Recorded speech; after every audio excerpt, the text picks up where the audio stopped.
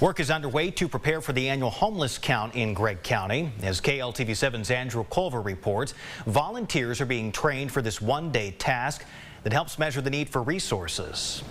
In the streets and in shelters across East Texas, volunteers will do a survey known as the point-in-time homeless count. Those volunteers will ask people about their current living situation as part of an effort to determine what resources are needed and where. You know, homelessness is not just one thing. It is many different things. So it allows us to see the demographics of who is homeless, what their needs are, and how we can assist them. Greater Longview United Way helps with the count. Executive Director Evan Dotley says underrepresenting the homeless would lead to less funds. On one hand, some people look at it and think of it as a really high number as a failure, and there's some arguments maybe for that. But also, it's an opportunity to use those funds to get people transitioned. The Northeast Texas Homeless Consortium is looking for volunteers to help with this year's count. Volunteers go through training sessions that last 30 to 45 minutes. Duclona says part of the training is teaching people who to ask specific questions to collect data while still being respectful. Often,